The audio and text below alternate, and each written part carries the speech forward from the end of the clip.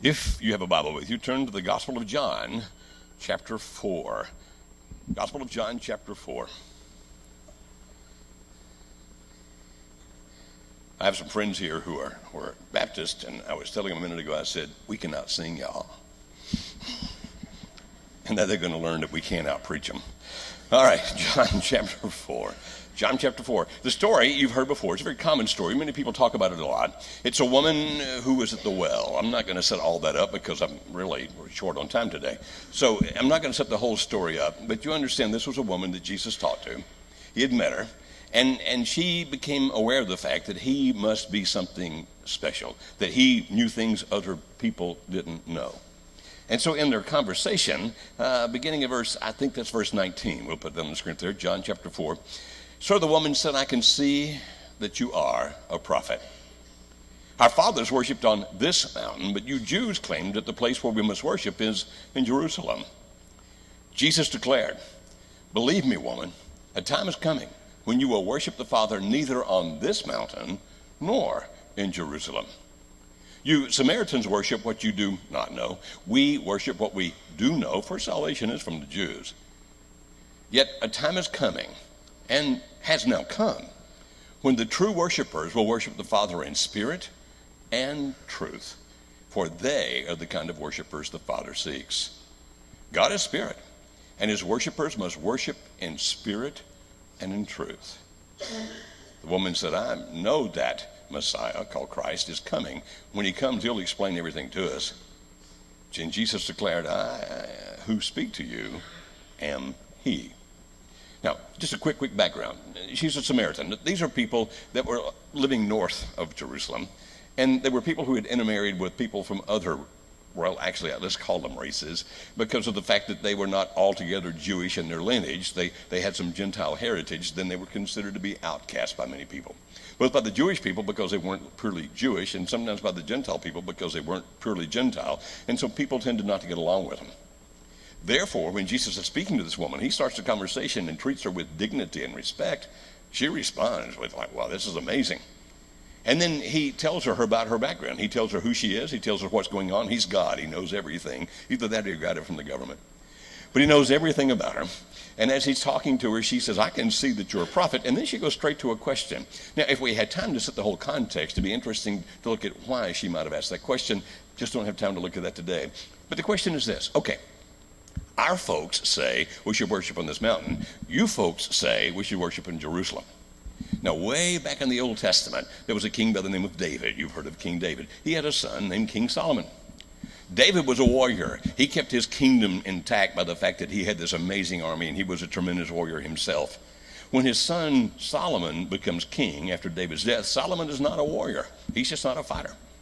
And so what he does to keep peace with all the other kingdoms around, rather than having this great standing army and going to battle, he just marries all their daughters and nieces and winds up with all these hundreds and hundreds of wives. Like if you had gone to the King Convention back at Las Vegas, and you heard those kings talking, one would say, hey, that new young king over at Israel, he married my daughter. And the other king would go, hey, he married my daughter too. And the third guy would go, you too? So that's how he kept from having war. Well, at least a different kind of war that didn't have bloodshed. He might have had war with all his in-laws. But he didn't have the fine kind where they were all killing and hacking on each other. So he had all this peace going on. And it became really expensive for him to do what he did. He built a temple that was amazing. It was built with such craftsmanship that when they cut the stones hundreds of miles away, it was done with such perfection that when they put them in Jerusalem and slid them together, they all fit perfectly. And you can imagine what it cost to build something like that. Plus, with 700 wives and 300 concubines, the credit card bill was just astronomical. And so what happened? What happened was that Solomon then kept increasing the taxes to pay for all this, because that's what governments do. You guys pay for what we do. Now he finally dies, and his son Rehoboam takes over. The advisors come to Rehoboam and say, you need to cut the taxes. The people are totally oppressed.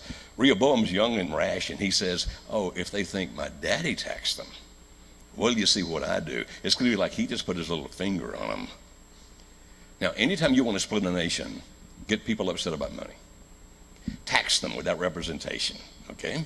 That's what led to a Boston Tea Party in our country many years ago that led to, or was part of leading to our revolution. So an opportunist by the name of Jeroboam steps up and says, don't follow him, follow me. I'll reduce the taxes. And so the 12 tribes of Israel split. 2 stay with Rehoboam, and they become the nation of Judah. 10 go with Jeroboam, and they become the nation of Israel. And he realizes right away, I've got a problem. Because when they go back down to Jerusalem to worship, they'll start missing their relatives, their friends. They'll start missing all the things they do. They'll reunite the kingdom. And so he set up different places to worship. He put one in a place called Dan, another in a place called Bethel, and that was to keep them from going back to Jerusalem. Because if they don't worship together, I can keep them apart. By the way, that has always been the case and always will. If I can keep you from worshiping together, I can keep you apart. And so everything after that just kind of got worse and worse and worse. And now this woman's saying, okay, our teachers say we should worship God here. Your teachers say we should worship God there. Now, Jesus gives the first answer, which is the theology of the Jewish people, which says, well, Jerusalem is right. That's the right place to do it. But here's the thing you need to understand. A time's coming. As a matter of fact, it's here now. When it's not about where you worship, it's about what's happening inside of you, such that you worship in spirit and in truth. There it is up there. The time is coming, and has now come, when the true worshipers will worship the Father in spirit and truth. For they are the kind of worshipers the Father speaks. Now, what's he talking about when he says worship in spirit and truth? Well, people continue to do what people have always done. Some people get hung up on that and say, well, then it must be done exactly this way in exactly this place. And so sometimes churches actually don't get along with each other because you guys have 3 songs before the prayer. We do it the correct way. We have 2 songs before the prayer. And because you worship differently than we do, or you sing songs that are contemporary and we sing songs that are old and been around for a long time, and therefore, we just can't get along because our worship styles are different. And then people start arguing about what is it exactly that makes worship. When I was young, in our church, we were taught that there were 5 things you did in a church building, and they were worship. You gave, you prayed, you preached, you sang, and you had communion. And those were the 5 acts of worship. And so we made sure we got all of those done every Sunday. Anybody else grow up in a church where that's what you did? And so we'd argue about, is this worship? Well, what if you do this out over there? You're not in the church building. Can you do it this way? Can you do it that way? I can think of a way to understand that quickly. A friend of mine once, I was asking about his son who had not been married long. And I said, how's the marriage going? And he said, she worships the ground he walks on. Now, I instantly knew what that meant. I didn't have to stop and go, okay, does she sing to him? And are they contemporary songs or are they old songs? I need to know. And does she ever, does she, on what time on Sunday does she worship him? Does she give him money? Well, she's a stay-at-home mom. He works. Oh, I don't know if she's worshiping or not here. We would never go through that process because when the guy says she worships the ground he walks on, we know 2 things. One is they're newlyweds. The other is, what he's saying is, she adores him. Right? That's what he's saying. Therefore, what he's talking about is not sacrilege. He's actually getting to the key of what worship is really all about. Worship has to do with adoration. I adore God. Therefore, it's not limited to a particular place and a particular time. It can be anything I do. For example, if we would call it worship that somebody preaches the word in a church building on Sunday morning, would it not also be worship if he's sitting over a cup of coffee at McDonald's telling somebody else about Jesus? It's the same thing, is it not? Just in a different location. Would it still be worship? Obviously. Could a guy sing praise to God wherever he wished, or a gal? Could they? Absolutely they could. And so worship is not so much about exactly where you are or exactly how you're doing it at the moment. It has to do with whether or not you're actually adoring God. And so a person could go through something that would be a form of worship. It would appear to be worship and not be worship at all, because it's not about adoring God. It's all about something else altogether. Think of the number of stars, musicians, artists, that's what they call them. I had the wrong word. I'm in Nashville. I can't believe I didn't think of that. Think of the number of artists, not just country, but in other genres. The number of artists who started off singing in church. Some of whom are still very faithful and dedicated Christians. Some of whom, when they finally achieved fame and stardom, you look at their lifestyle and you don't recognize anything Christian about it. Am I correct? So when that person was singing in church, Were they adoring God? I can't say that they weren't because I wasn't there, but it surely seems to me that if somebody could move that away when they finally begin to get fame and fortune and all those kinds of things, then it seems like maybe it was more important for them to be adored than to give adoration. And if it's more important to me to be adored than to give adoration, then no matter what I might be doing, it's not really worship on my part. Or maybe it's worship just toward me. Are you getting my point? So I love coming to a church. I love coming to this church. I love our singing. I told some of my friends yesterday, if you could come to our church tomorrow, you're going to hear awesome, awesome singing. I remember taking a bunch of singles from Churches of Christ onto a cruise one time. There was 140 of us, and there were two ladies that went with us to help us out. They were my travel agents, both of whom were Catholic. And so when we would have our worship period and sing, literally, one of the ladies pulled me aside and said, "When did y'all get together and practice?" "What do you mean?" She said, "You sound like a choir." No, don't use that word. "You sound like a choir." It's such. I said, that's the heritage we have. That's how we've learned how to sing. That's what we do. And it's the way we learn how to worship. I love to come. I sat over there because I wanted to hear one of my Baptist friends sing. He said yesterday, "Why don't you let me sing at your church tomorrow?" I pointed to a spot on the carpet and said, "The last Baptist that tried to sing, that's where we killed him, right over there." He knew I was kidding. You understand? He knew I was kidding. But I wanted to go over and listen to him sing. I wanted to hear his voice. By the way, he has an outstanding voice. I really loved hearing it. But he turned to me once and said something about our singing. Then I was sitting behind him for a minute. He turned to his wife and said, "That's beautiful." It is. And so sometimes there are people who in our worship, particularly in the corporate worship, although it can be done otherwise, have this giftedness to help us worship, to help increase our adoration. Like this man who is having his last day with us today, who is this tremendously gifted singer, just this awesome voice, who I don't know what he does for you, but I can tell you what he does for me when he stands up to sing. He takes me into the throne room of God where I worship.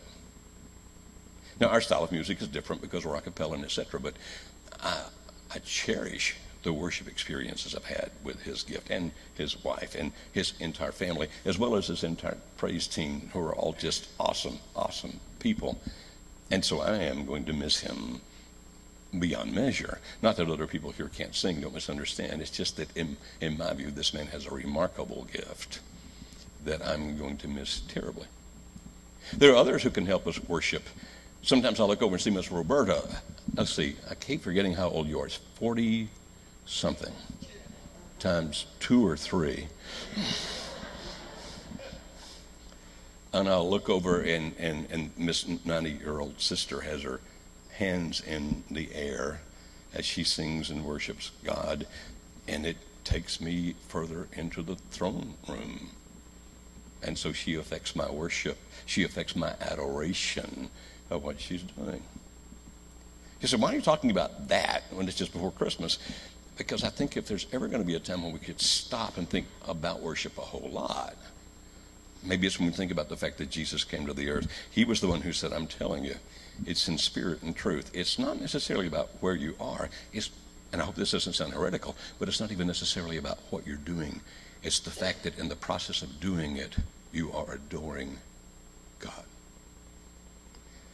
And so it could be handing presents to children who wouldn't get them otherwise, but you do it because you adore God.